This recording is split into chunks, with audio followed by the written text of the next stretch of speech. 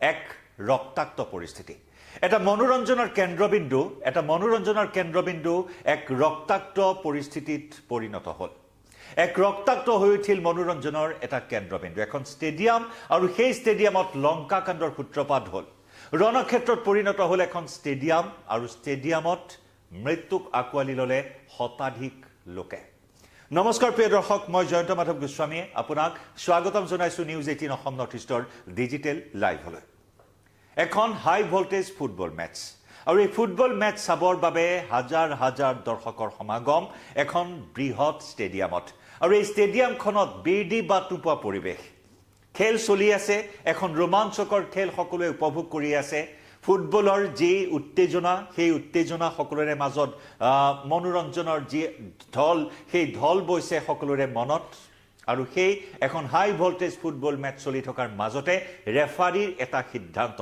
আৰু সেই ৰেফাৰীৰ সিদ্ধান্ত সকলো উলট পালট কৰি পেলালে যি মনোৰঞ্জন চলি আছিল ষ্টেডিয়ামত ফুটবলৰ উত্তেজনা চলি আছিল আৰু সেই ফুটবলৰ উত্তেজনাৰ মাজতে ৰেফাৰীৰ এটা সিদ্ধান্ত কেন্দ্ৰ কৰি ৰক্তাক্ত হৈ উঠিল ষ্টেডিয়ামখন আমি দৃশ্য আপোনাক দেখুৱাই লৈছো চাওক কেনেকুৱা এটা অবৰ্ণনীয় পৰিৱেশে বিৰাজ কৰিলে ফুটবল ষ্টেডিয়ামখনত এক হাহাকাৰময় অৱস্থাৰ সৃষ্টি হ'ল যিয়ে যেনেদৰে পাৰে তেনেদৰে এটাৰ ওপৰত আনটো জপিয়াই পৰিল আক্ৰমণ চলিল দুটা দলৰ সমৰ্থকৰ মাজত এই লংকা কাণ্ডৰ সূত্ৰপাত ঘটিল এখন ফুটবল ষ্টেডিয়াম এখন বৃহৎ ষ্টেডিয়াম আৰু এখন বৃহৎ ষ্টেডিয়ামত এই লংকা কাণ্ডই যেন পৰিস্থিতি উত্তাল কৰি তুলিলে পৰিস্থিতি গৰম কৰি তুলিলে আমি দৃশ্য দেখুৱাইছো চাওক কেনেদৰে লোকাৰণ্য হৈ পৰিল ষ্টেডিয়ামত লংকাকাণ্ড সংঘটিত হোৱাৰ পিছত প্ৰাণৰ মমতা যিয়ে যেনেদৰে পাৰে পলায়ন কৰিছে এজনে আনজনৰ ওপৰত আক্ৰমণ কৰিছে আৰু ষ্টেডিয়াম ভাঙি লণ্ডভণ্ড কৰিলে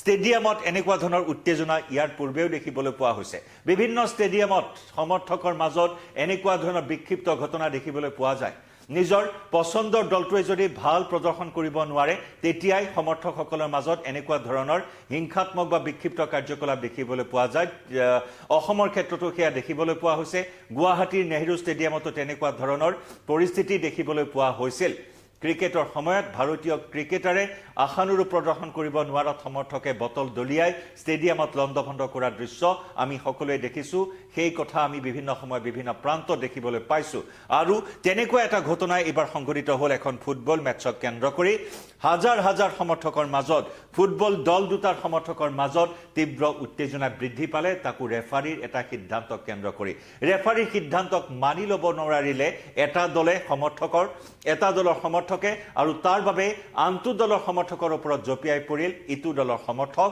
আৰু এয়া হৈছে লংকা কাণ্ড য'ত শতাধিক দৰ্শকৰ মৃত্যু হোৱাৰ খবৰ আহিছে যি মনোৰঞ্জনৰ কেন্দ্ৰবিন্দু ফুটবলৰ খেলৰ যি উত্তেজনা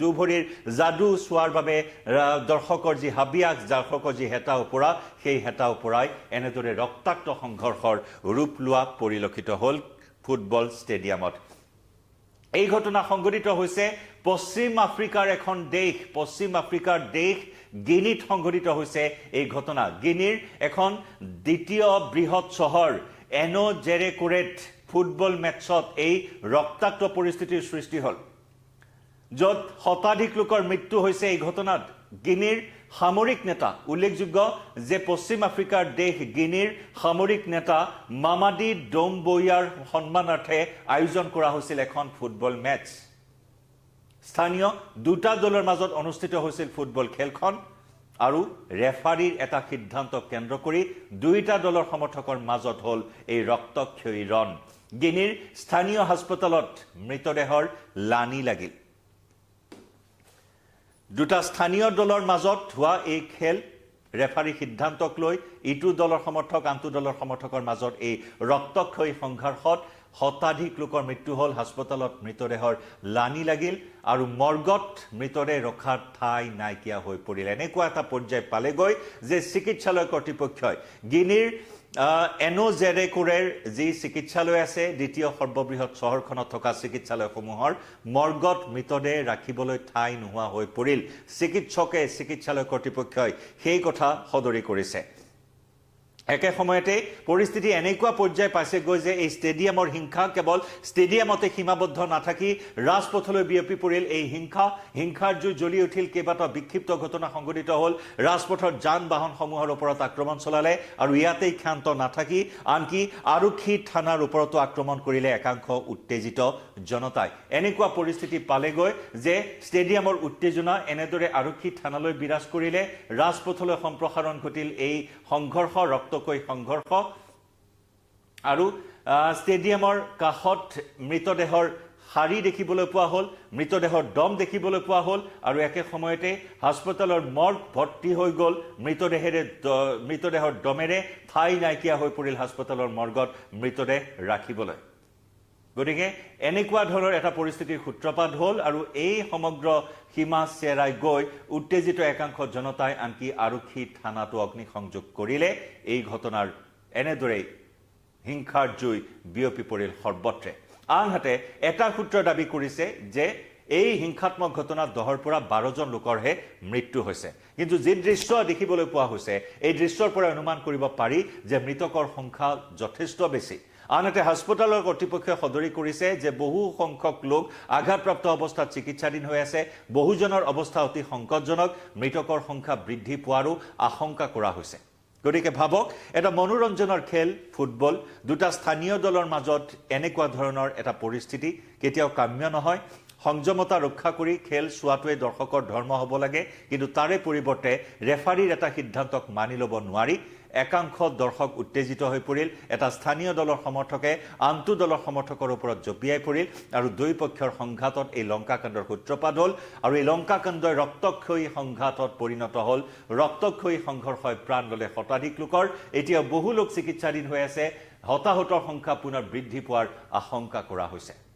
গতিকে ষ্টেডিয়ামৰ এই জুই বিয়পি পৰিল সমগ্ৰ জেৰোকেৰেনা চহৰখনৰ বিভিন্ন প্ৰান্তত। এয়া পশ্চিম আফ্ৰিকাৰ দেশ গিনি, দ্বিতীয় বৃহৎ চহৰ জেৰোকেৰেত এয়া সংঘৰ্ষ, ফুটবলৰ উত্তেজনাই এতিয়া ৰক্তাক্ত সংঘৰ্ষত পৰিণত হোৱা পৰিলক্ষিত হ'ল, যি ভিজুৱেলছ ইতিমধ্যে ছ'চিয়েল মিডিয়াটো ভাইৰেল হৈ পৰিছে। গতিকে এনেকুৱা ধৰণৰ ঘটনা কাৰোৱে কাম্য নহয়। নিৰাপত্তাৰ ক্ষেত্ৰত ক'ৰবাত নিশ্চয় সুৰুঙা আছিল। সেই দিশসমূহ বৰ্তমান প্ৰশাসনে তদন্ত কৰি আছে। ক'ত সুৰুঙা আছিল, নিৰাপত্তাত ক'ত ব্যাঘাত জন্মিল, যাৰ পৰিণতিত ৰাইজ এনেদৰে উত্তেজিত হৈ পৰিল। সমগ্ৰ পৰিস্থিতি নিয়ন্ত্ৰণৰ বাহিৰলৈ গ'ল। তদন্ত চলি আছে আৰু এয়া হৈছে শেহতীয়া তথ্য। গিনিত সংঘটিত হোৱা এই হিংসাত্মক ঘটনাক ছ'চিয়েল মিডিয়াতো তীব্ৰ প্ৰতিক্ৰিয়াৰ সৃষ্টি কৰিছে। লাইভৰ পৰা বিদায় ল'ম। ধন্যবাদ।